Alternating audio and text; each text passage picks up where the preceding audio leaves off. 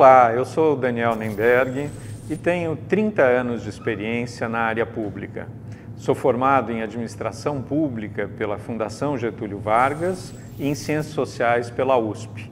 E já trabalhei nos governos municipais, em São Paulo, na Prefeitura de São Paulo, aliás, por 3 oportunidades. Trabalhei também no governo do estado de São Paulo e também trabalhei já no governo federal. Então, experiência nos 3 níveis de governo.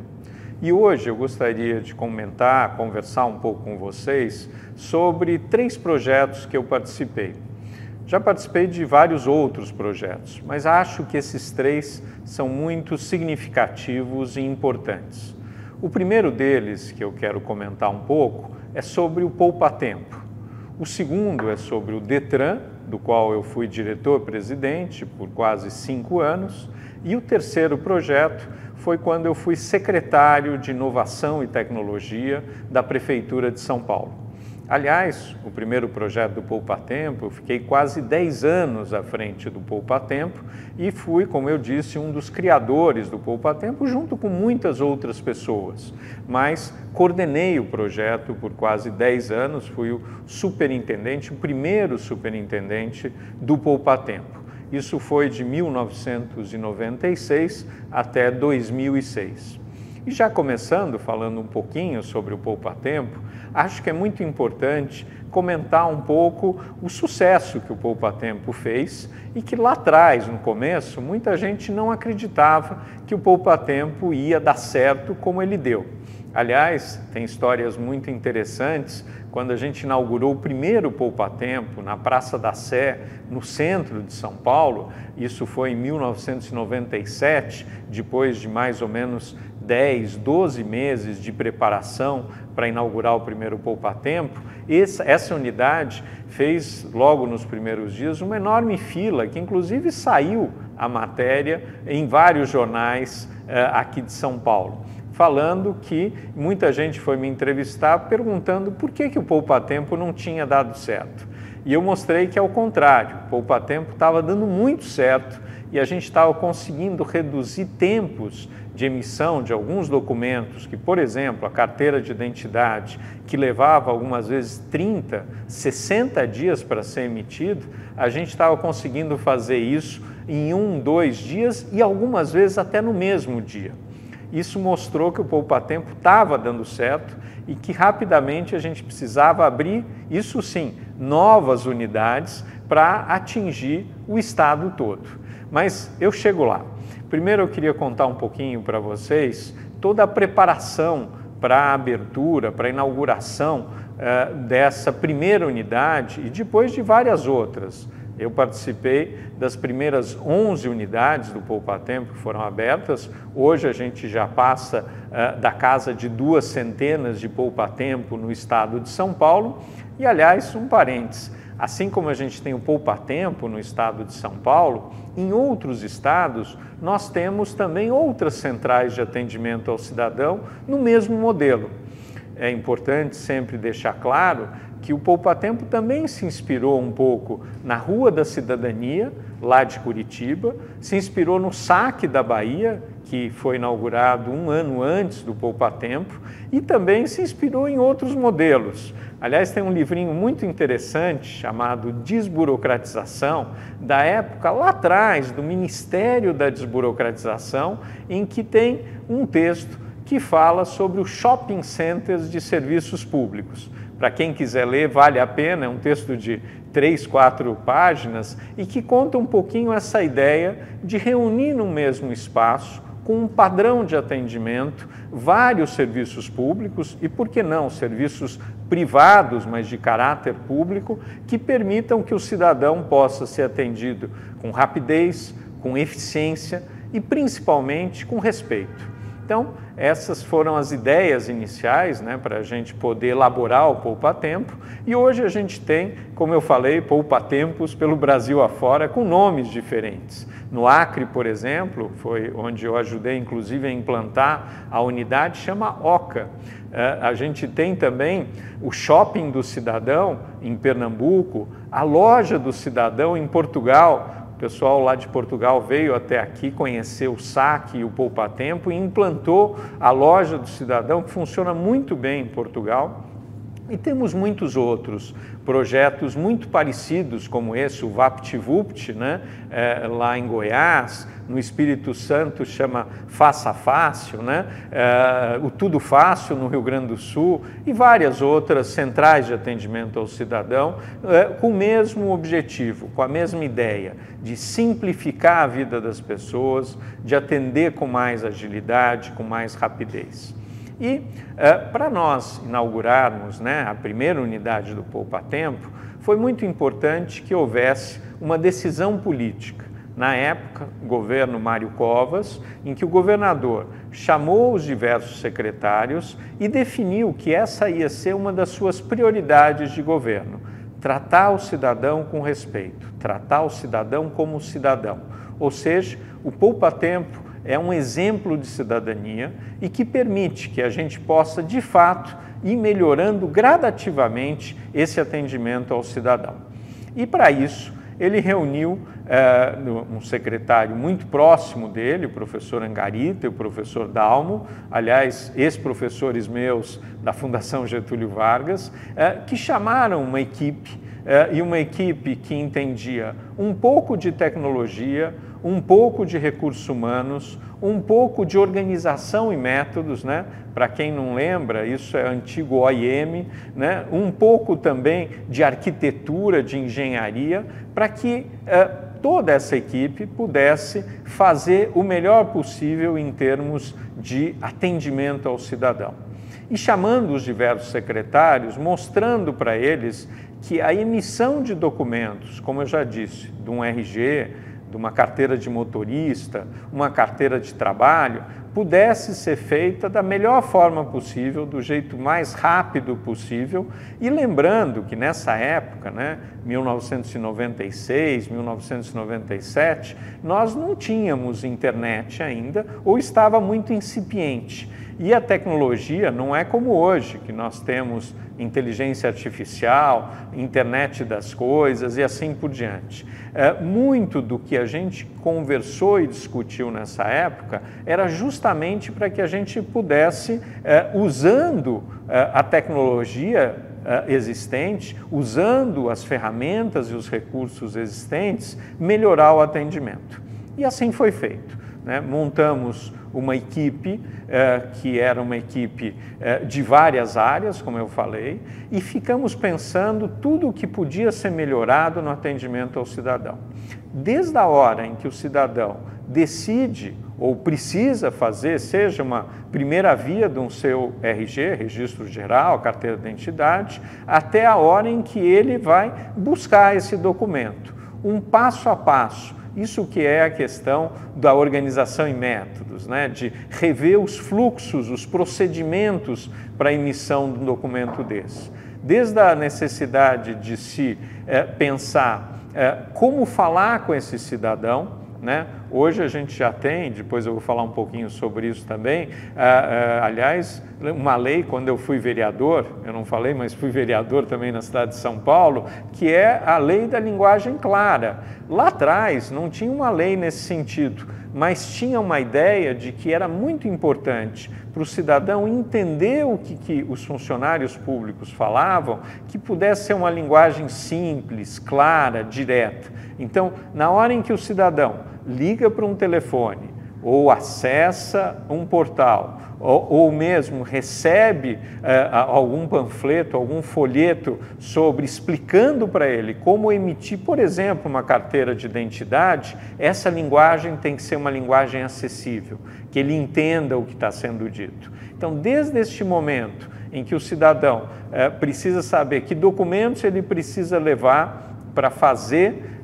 o documento, o RG, né? Qual o horário de funcionamento, né? Quais são os atributos que esse cidadão precisa ter para, de fato, poder executar o serviço e assim por diante. Em cima disso, nós fomos fazendo passo a passo para que esse cidadão pudesse entender o processo e simplificando o processo na retaguarda. Um exemplo que eu vou dar para vocês. Uma das coisas que mais demorava por exemplo, na emissão do RG, era justamente a questão de que tinha que sair um malote, ou seja, um carro, um veículo, do local onde o cidadão tinha iniciado o processo de solicitação do pedido do RG, numa delegacia, onde era mais comum acontecer, e esses documentos iam para uma retaguarda, na retaguarda se avaliava todos esses documentos e aí sim se emitia um documento e se devolvia esse documento para a parte onde o cidadão tinha feito ou pelo menos iniciado o processo. Só esse momento de ida e volta do que a gente chama de malote, de veículo que transporta o documento, levava, por exemplo, 15 dias para ir, 15 dias para voltar. Se a gente colocasse um scanner ou um fax dos dois lados, isso ia reduzir o prazo em mais ou menos 30 dias. E foi o que nós fizemos. Só para dar um exemplo de como que a gente fez para simplificar, desburocratizar a emissão do RG. E não só isso, nós também tivemos que ir pensando todo o processo de atendimento, né? O atendimento ao cidadão precisa ser num lugar claro, num lugar de fácil acesso, num espaço em que as pessoas se sintam bem. Então, para isso também contamos com engenharia, com engenheiros, com arquitetos, para tanto.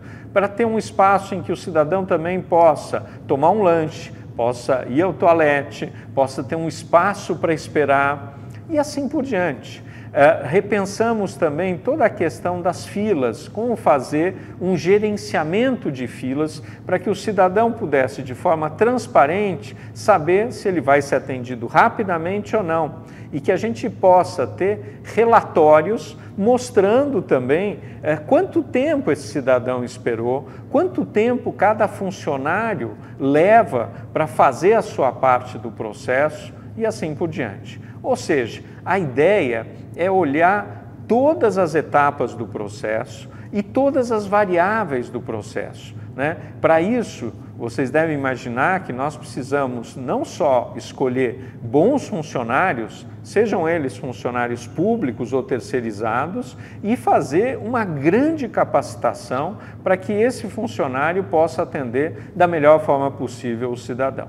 E foi assim que nós iniciamos esse processo, com muito apoio político, com uma boa equipe, com recursos e com uma ideia na cabeça de que era possível, sim, melhorar o atendimento ao cidadão, simplificar a vida desse cidadão, desburocratizar e que ele pudesse sair da experiência poupa-tempo com uma visão diferente do Estado, uma visão que o Estado está do lado do cidadão e não contra ele. Essa foi a experiência do Poupa-Tempo, nós testamos isso, aliás, outro ponto importante, é sempre importante testar, mesmo pequeno, mas que permita que o cidadão e que os funcionários possam avaliar os erros, os acertos, até porque a gente erra, né, gente? A gente não acerta de primeira, a gente precisa ver se o que a gente está fazendo funciona ou não funciona.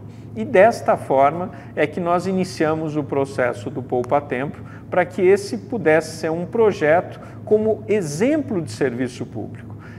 E depois, né, eu vou contar um pouquinho também sobre o Detran, que a ideia foi virar o Poupa-Tempo dos serviços do Detran, né? O modelo Poupa-Tempo no Detran, e muito hoje a gente tem falado do padrão Poupa-Tempo em outros serviços públicos também. Importante deixar claro que o Poupa-Tempo, que começou lá atrás, em 1997, nós estamos em 2024, ou seja, já tem aí mais de 25 anos de experiência bem-sucedida, nós ainda temos muito para melhorar, principalmente agora com serviços digitais. Eu não tenho dúvida que nós estamos passando por uma transição, cada vez nós teremos mais serviços digitais, mas os serviços presenciais ainda são muito importantes, porque a tecnologia e esse é um ponto que eu reforço sempre que eu falo sobre o assunto, ela tem que ser meio, ela tem que ser ferramenta para melhorar o serviço público, para melhorar a qualidade de vida. Ela não pode ser fim em si mesmo. Então não adianta só pensar em serviços digitais se a gente não tem inclusão digital. Aliás, inclusão digital é inclusão social e, principalmente, letramento digital, alfabetização digital. Esse é outro ponto muito importante em que a gente precisa o tempo todo avaliar se as pessoas que vão executar os serviços digitais, elas conseguem entender o processo e conseguem, de fato, executar o processo digital. Muitas vezes, e muitas dessas pessoas, precisam de muita ajuda, né? Sejam de um funcionário público, sejam de uma inteligência artificial, para executar o serviço. Portanto, é fundamental a gente investir muito em alfabetização digital atualmente, para que a gente possa ter, inclusive, o poupa-tempo do futuro, o poupa-tempo digital, que seja quase todo ele digital. Mas, nesse momento, ainda é muito importante que, de forma presencial, a gente possa dar esse apoio. Então, era isso um pouquinho que eu tinha para contar sobre o poupa-tempo. Lógico que a gente pode detalhar muito mais, contar muitas outras experiências, mas eu quero deixar um pouco o gostinho para vocês, para que a gente, numa próxima oportunidade, possa até aprofundar mais e fazer, aí sim, uma aula ponto a ponto sobre todos os pontos que o poupa-tempo abordou para virar o que é hoje. O poupa-tempo, exemplo de serviço público e muito orgulho para os cidadãos do Estado de São Paulo, para o governo do Estado de São Paulo, porque é algo que fica, independente das gestões políticas, ele fica porque ele atende o que ele veio fazer, atende ao cidadão, ele trata o cidadão com respeito e o cidadão percebe isso e atualmente, aliás, nos últimos vários anos, o poupa-tempo tem sido escolhido como o melhor serviço público do Estado de São Paulo. Aliás, junto com o bombeiro, junto com o metrô, mas eu não tenho dúvida que o poupa-tempo é um dos 3 melhores serviços públicos do Estado de São Paulo. A segunda experiência que eu quero contar aqui foi uma experiência também muito interessante. Foi quando o governador Geraldo Alckmin me convidou para ser o diretor-presidente do Detran de São Paulo. Isso foi em 2011 e foi uma baita experiência e um tremendo desafio. O Detran de São Paulo tinha sido, durante 70 anos, antes de eu assumir, administrado por policiais, né? E o Detran estava na esfera da Secretaria de Segurança Pública durante todo esse período. E lembrando sempre, né, o Detran, apesar de chamar Departamento de Trânsito, o Detran cuida preferencialmente das carteiras de motorista e dos veículos. A questão do trânsito é muito mais a Companhia de Engenharia e Tráfego, a CT. Né? O Detran, na verdade, ele se preocupa mais com os documentos relativos ao trânsito, como eu disse, relativos à carteira de habilitação, né? A nossa CNH, e também a questão dos veículos, né? E veículos aí na sua imensidão de procedimentos relacionados à transferência de veículo, placa de veículos, o pátio e assim por diante. E habilitação também, desde o exame teórico, exame médico, exame psicológico e assim por diante. Então, todos esses serviços fazem parte da esfera do Detran e, como eu disse, o Detran estava vinculado, né, à Secretaria de Segurança Pública. E o governador pediu que a gente pudesse implantar o padrão poupa-tempo no Detran.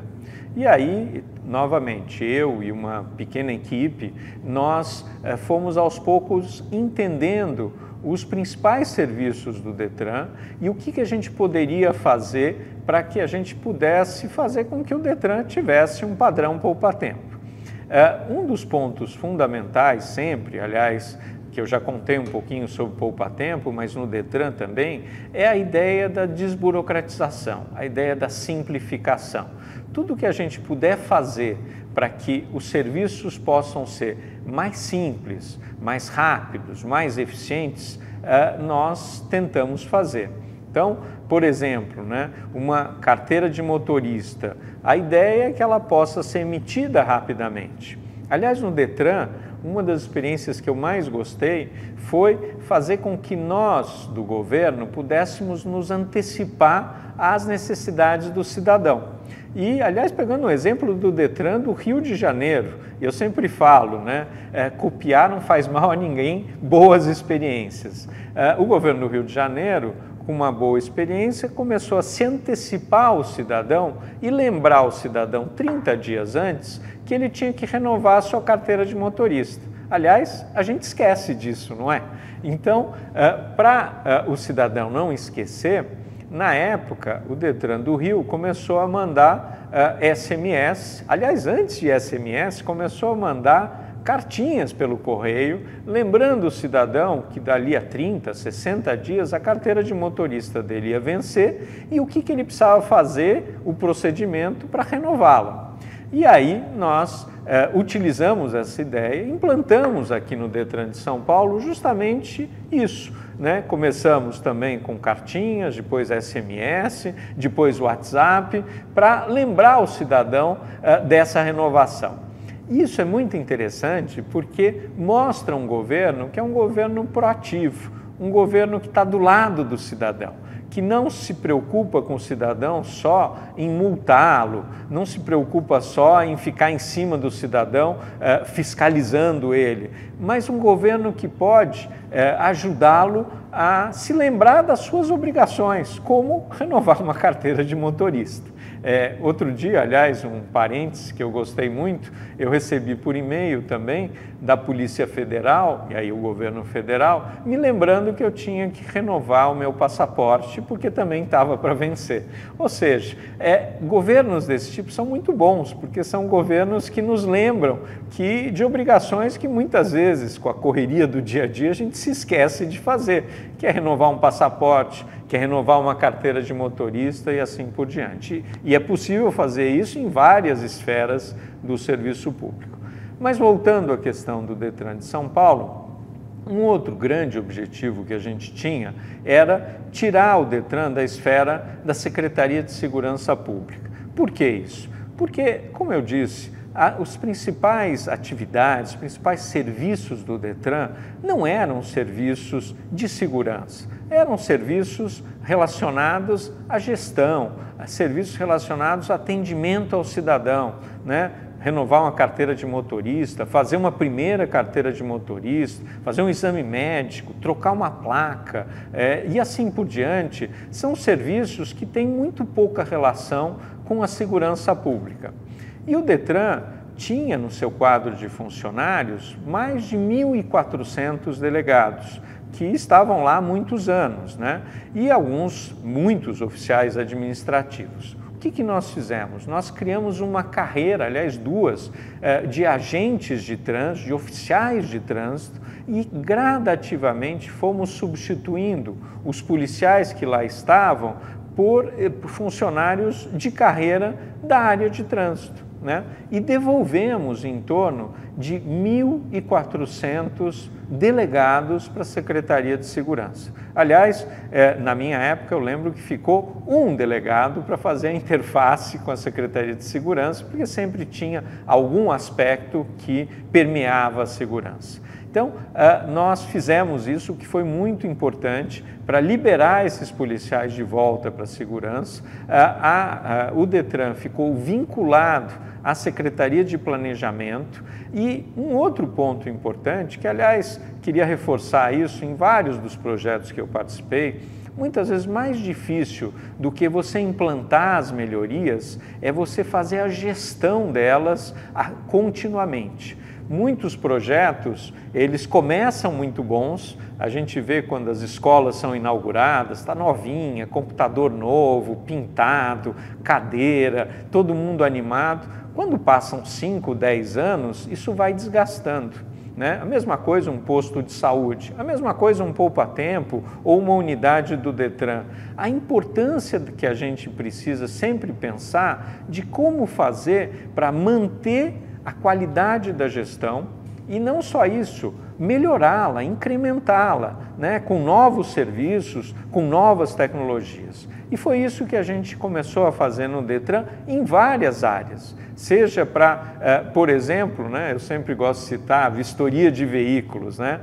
Tinha um momento em que o cidadão, para algum serviço, ele tinha que fazer a vistoria do seu veículo. E gente que estava há muito tempo no Detran falava para um grupo de cidadãos, olha, você chega no dia tal, 8 da manhã, e espera lá para fazer a vistoria, e vai até o meio-dia. O que acontecia? A pessoa que chegava às 8, algumas eram atendidas logo às 8, outras 9, outras 10 e outras só por volta do meio-dia. Eu falei para quem estava, será que a gente não consegue escalonar isso? E em vez de mandar que cheguem 100 pessoas às 8 da manhã, a gente possa fazer 20 chegando das 8 às 9, mais 20 das 9 às 10 e assim por diante. E as pessoas acharam interessante isso. Isso faz com que não tenha uma fila gigantesca, que as pessoas que estão esperando não fiquem tanto tempo esperando, que quem atenda possa dar atenção para um grupo reduzido de pessoas, e assim foi feito. Ou seja, muitas vezes, boas ideias e outras que não foram minhas, de outras pessoas, são muito propícias para serem implementadas e não dependem só da tecnologia. Muitas vezes dependem de bom senso. Isso que a gente foi fazendo em muitos dos lugares do Detran. Aliás, uma das coisas que eu também gostei muito de fazer no Detran foi um código de ética. Não existia um código de ética no Detran e a gente implantou o primeiro código de ética do Detran. Aliás, não só o código de ética, mas a primeira ouvidoria do Detran, para ouvir as pessoas que usam o serviço do Detran. Aliás, esse é um ponto muito importante, que eu não falei sobre o Poupa Tempo, mas falo agora sobre o Detran, da importância da gente ouvir as pessoas que usam o serviço, para saber se a gente está indo na direção correta e o que a gente precisa consertar para melhorar esse atendimento. E lá no Detran, eu fiquei à frente do Detran de 2011 até 2016, foram quase 5 anos, e a gente implantou muitas melhorias, né? Por exemplo, a prova teórica também, que antes era uma prova manual, a gente passou que ela fosse uma prova teórica eletrônica. Isso permitiu também que a gente conseguisse afastar qualquer sombra de que houvesse qualquer interesse por trás.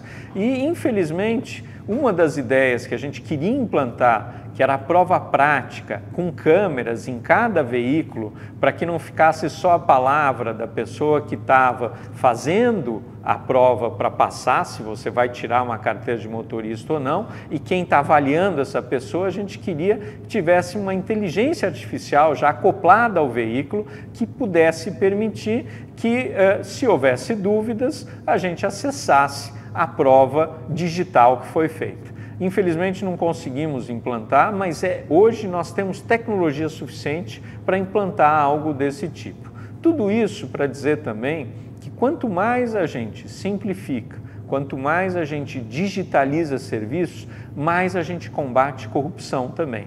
A corrupção, ela se vale muitas vezes de muita burocracia e muitas vezes de processos muito demorados e muito complicados para serem resolvidos, porque aí sempre tem alguém que dá um jeitinho ou gente que sabe o caminho das pedras. Na hora em que isso fica mais fácil, mais simples, né, e que a gente tem serviços digitais, a gente consegue, são inúmeros exemplos pelo mundo afora, a reduzir a corrupção muito, muito mesmo. E isso foi feito no Detran. Eu não tenho dúvida que os serviços melhoraram muito nesse período, né? Infelizmente, como eu disse, algumas vezes é muito importante dar continuidade nesse processo para que a gente não só mantenha a qualidade, mas melhore a qualidade. Eu falava sempre no Poupa Tempo que a gente precisava continuamente ir melhorando, não é porque a gente já tinha feito um processo de melhoria que aquilo estava ótimo. Pelo contrário, sempre há muito para ser feito na área pública nesse sentido. E no Detran, como eu disse, a gente ainda tem muito para fazer, para simplificar e para fazer com que, de fato, os serviços todos do Detran possam chegar ao cidadão da melhor forma possível. E a terceira experiência que eu quero contar para vocês hoje foi quando eu fui secretário de Inovação e Tecnologia da cidade de São Paulo. Isso foi de 2017, comecinho, até final de 2019, ou seja, por quase 3 anos. E o grande desafio que me colocaram na época foi justamente como transformar São Paulo numa cidade mais inteligente, mais inovadora. E eu diria que, além disso, mais humana. E como é que a gente faz para fazer com que São Paulo seja uma cidade mais inteligente, mais inovadora, mais humana, contando com realidades tão díspares como as que a gente vê na nossa cidade. Aliás, se a gente pensar na realidade de um Jardim Europa, de Perdizes, é muito diferente de Parelheiros, é muito diferente de Itaquera e assim por diante. E, aliás, um ponto também muito importante é que a gente muitas vezes pensa em cidades inteligentes e vem à cabeça os Jetsons. Para quem não conheceu, era um desenho animado que eu vi quando, na minha infância, nos anos 70, em que a tecnologia estava em tudo. Né? Desde chegar a comida, desmaterializar e chegar na sua casa, muitas vezes voar com os seus carros e assim por diante. Né? Aliás, para quem não viu, veja os Jetsons, porque tem muita coisa ali que depois aconteceu de verdade, não é? E, na verdade, hoje, construir uma cidade inteligente do zero, como a gente vê acontecer muitas vezes na China, na Coreia, ou mesmo num daqueles países das Arábias, em que você parte do zero e constrói uma cidade inteligente, com semáforos inteligentes, com teleatendimento na área da saúde e com muitos outros serviços inteligentes. Do zero demora, custa caro, mas muitas vezes é mais fácil do que você transformar uma cidade com tantas desigualdades como a nossa, com tantos problemas, né, de infraestrutura, numa cidade inteligente. E esse olhar que a gente sempre quis ter para tentar mostrar que era possível transformar São Paulo numa cidade mais inteligente, mais inovadora, mais humana, mas a partir não do zero, mas do que já existia na cidade. E para isso a gente construiu uma visão, né? Uma visão de qual o imaginário de uma cidade mais inteligente, inovadora e humana, quais os princípios, né? Quais os valores que norteiam o governo no uso da tecnologia, quais os desafios, né? Ou seja, quais os problemas que a gente precisa resolver, que a gente precisa tratar para transformar essa cidade e quais as iniciativas, né? O que já estava sendo feito e o que faltava ser feito.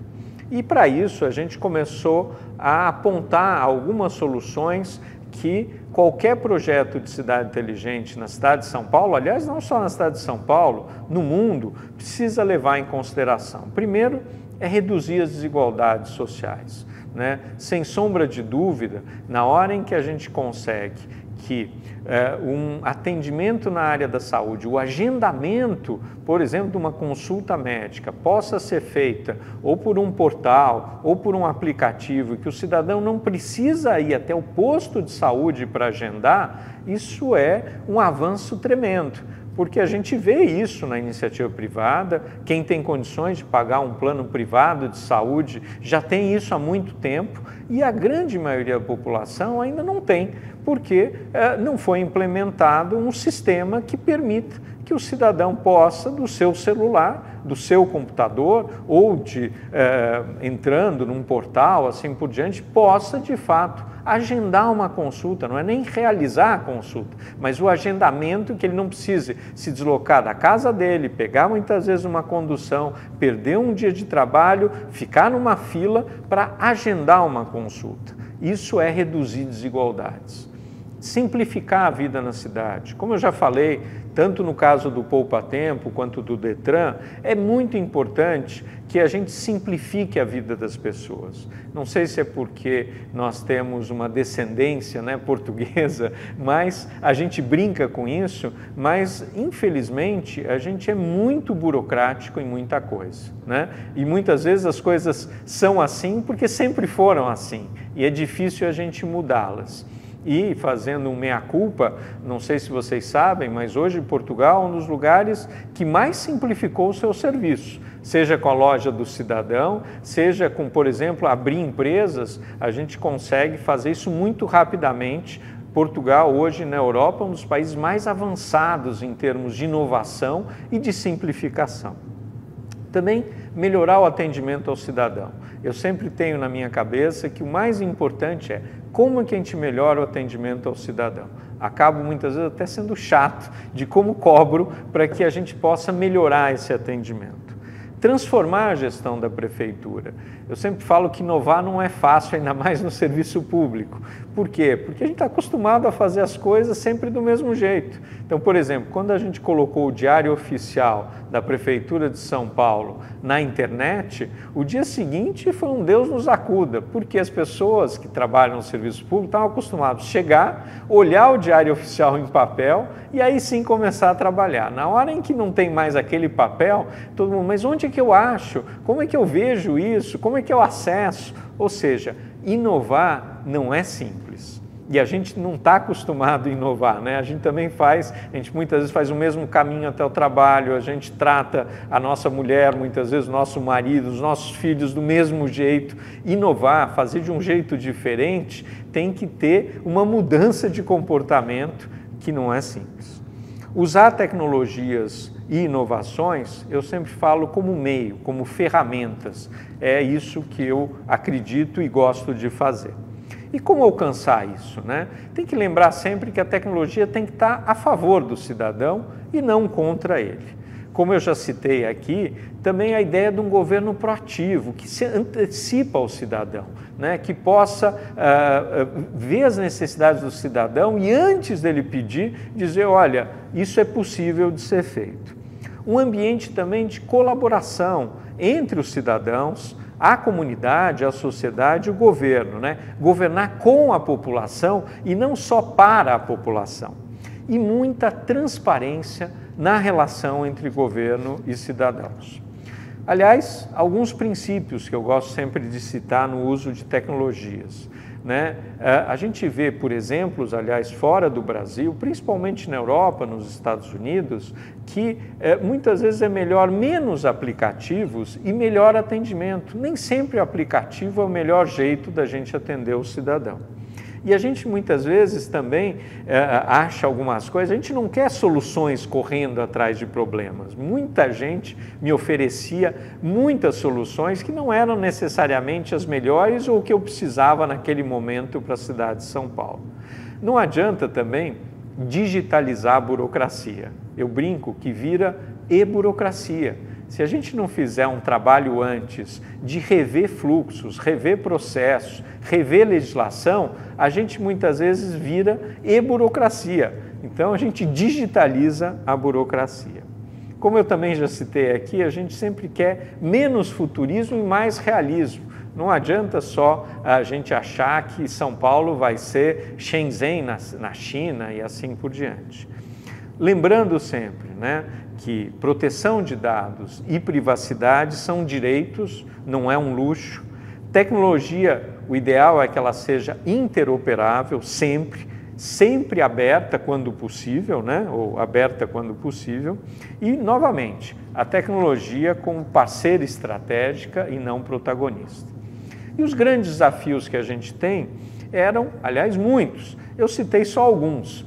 Modernizar a infraestrutura digital da cidade, promover a inclusão digital, para isso os telecentros, o Wi-Fi público foram muito importantes, aproximar a prefeitura das pessoas, inovar na forma de contratação, simplificar, como eu disse, o acesso da população aos serviços públicos, estimular a colaboração entre os órgãos públicos. Aliás, essa é uma outra questão importante, né? Na Prefeitura de São Paulo, que é um mundo, eu brincava que tinha a Prefeitura Municipal da Saúde, a Prefeitura Municipal da Educação, a Prefeitura Municipal de Transportes e não uma prefeitura só, ou seja, não integrava. Né? Quando a gente começou a fazer o projeto da primeira infância, que a gente percebeu a importância de pensar a primeira infância não só sob a perspectiva da educação, mas como é que a saúde pode ajudar nisso, como esportes, como cultura podem ajudar nisso e assim por diante.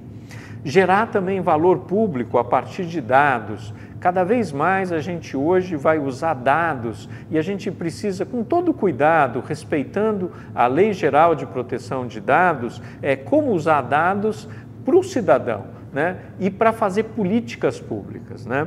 Engajar o ecossistema também de inovação da cidade, facilitar essa gestão da mudança e racionalizar e integrar o uso de soluções tecnológicas. No final, depois de tudo isso, pesquisas, muito trabalho, ouvindo muita gente, vendo outras cidades, a gente definiu que, no nosso entender, a São Paulo Inteligente e Humana transforma a gestão da prefeitura e o atendimento ao cidadão usando tecnologia e inovação como ferramentas, como meios para reduzir desigualdades e para simplificar a vida na cidade. Aliás, um ponto muito importante também é definir para que e quando inovar. Para isso a gente precisa identificar os problemas e os desafios, a importância da análise de soluções já existentes e mobilizar os atores envolvidos, né? Quebrando barreiras, trabalhando de forma transversal e não só setorial, usando, né, todo o tempo e os recursos necessários para isso. Outro ponto importante é como inovar. Um ambiente, como eu já disse aqui, em que se possa errar pequeno, mas que se possa testar soluções. A criação de uma cultura da inovação, estimulando os servidores, os funcionários, para que eles possam inovar também, para que tenham capacidades para inovar, fazer testes e protótipos e co-criar com os cidadãos. Vou contar um exemplo muito interessante. A gente estava revendo o portal da prefeitura, o portal do 156. O 156 é o telefone, é o portal, só para vocês terem uma ideia, só de telefonemas, o 156 recebe mais de 20 mil ligações por dia. Isso mesmo, mais de 20 mil ligações por dia. E a gente percebeu que a gente precisava mudar o portal do 156, que estava em ordem alfabética. O que a gente fez? A gente chamou aquelas pessoas que mais usavam o 156 no telefone e perguntou para elas: vocês não querem vir aqui na prefeitura e co-criar junto com a gente para rever esse portal? E teve uma meia dúzia de malucos que aceitou o nosso desafio e sentou conosco e repensou o portal, que, por exemplo, mostrou que era muito mais interessante e importante colocar os 10 serviços mais demandados logo no início e não em ordem alfabética. Só para dar um exemplo da importância de ouvir a população, de co-criar em conjunto com ela. E aí, já finalizando, mas lembrando um pouco do que eu acredito como governo inovador, né? A ideia de promover reformas profundas, estimulando sempre a criatividade do servidor público e capacitando esse servidor para usar essa criatividade e a inovação. Né? Usar as novas tecnologias, eu citei aqui inteligência artificial, internet das coisas, mas chatbot e outros, né? Inserir o governo nas redes sociais, ser proativo, trabalhar de forma integrada, intersetorial, governar, né, com a população, de preferência de forma descentralizada. São Paulo é um mundo, é quase um país, né? Mais de 12 milhões de habitantes. Se a gente não pensar a cidade de forma descentralizada, ela não vai funcionar. Ser transparente, simplificar procedimentos e rotinas. Vocês estão percebendo que eu não paro de falar essa palavra, né? Simplificar, mas é que eu acredito muito que é possível. E estimular a participação da população. Para tudo isso, né, eu não tenho dúvida que a gente tem muitos exemplos que a gente poderia citar, mas eu quero dar só alguns aqui para a gente poder encerrar essa apresentação. Por exemplo, o cidadão se apropriar de novas tecnologias. Por exemplo, se o ônibus não chega no horário, o cidadão poder avisar uma central de atendimento que toma providências a respeito e dá retorno ao cidadão. Ou mesmo, como eu já falei, o governo proativo, através de mensagens por celular, pela internet, pelos correios, o governo ajuda o cidadão a se lembrar das suas obrigações, o pagamento do IPTU, as matrículas escolares, assim por diante. Um governo também inteligente, né? Que, por exemplo, utiliza câmeras e radares para que sejam ferramentas de cidadania e para prestação de serviço à população e não apenas para aplicação de multas, não apenas para fiscalização. E, como eu já citei, por exemplo, diminuir o deslocamento da população na cidade, incentiva o trabalho em casa, ao rescalonamento de atividades setoriais e pela realização de serviços nas praças de atendimento, como o poupa-tempo, impostos avançados, empreendimentos privados, né? E, para terminar, um bom exemplo, a abertura de empresas, não sei se vocês sabem, até 2016, 2017, levava mais de 100 dias na cidade de São Paulo. E o cidadão que queria abrir uma empresa tinha que ir na Receita Federal, na Junta Comercial, na Prefeitura presencialmente. Hoje, esse mesmo cidadão leva 2, 3 dias e ainda é muito, e ele faz tudo digitalmente. E nas cidades mais avançadas do mundo, você abre uma empresa em horas. E é isso que a gente está trabalhando, né? Eu tenho certeza que a Prefeitura, o governo estadual com a Junta Comercial, o governo federal com a Receita Federal, está trabalhando para São Paulo poder estar no mesmo nível de qualquer uma dessas grandes cidades. Para finalizar, o que eu queria dizer é que hoje a gente tem tecnologia para quase tudo. A questão não é mais a tecnologia. O desafio, o grande desafio, é mudar a cultura e a cabeça das pessoas para usar essa tecnologia como meio, como ferramenta para melhorar a qualidade de vida da população. Esse é o grande desafio, é como mudar a cabeça das pessoas, como mudar a cultura existente para que a gente, aí sim, usando toda a tecnologia possível, a gente possa atender o cidadão de forma mais rápida, mais eficiente, mais simples. É isso que eu desejo, não só no poupa-tempo, no Detran, na Prefeitura de São Paulo, mas em todos os serviços públicos. Muito obrigado pela oportunidade, eu queria aqui agradecer muito ao Colab, ao Paulo que me convidou, ao Alan, a todo mundo do Colab, que é uma experiência tremenda. Para quem não conhece, vale conhecer e deixo aqui um forte abraço a todos vocês, espero que tenham gostado dessa breve palestra e que a gente possa estar junto em outras oportunidades. Muito obrigado e um forte abraço. Ei! Antes de você sair daqui, eu sei que o conteúdo acabou de acabar, mas antes de sair daqui, faz um favor, comenta aí embaixo o que é que você achou dessa palestra, o que é que você achou desse conteúdo que a gente acabou de compartilhar. Eu estou achando muito legal tudo que a gente está fazendo, são vários meses de preparação, então comenta aí, diz o que é que você achou, também faz um favor, pesquisa um pouco mais sobre Colab, pesquisa também sobre o Conecta Colab, o nosso curso de transformação digital em cidades e governos, e marca a gente nas redes sociais. Marca a gente, chama mais gente para participar, vamos fazer uma grande mobilização aí para a gente melhorar os governos, melhorar a participação cidadã e fazer grandes transformações positivas na vida das pessoas. Obrigado, viu?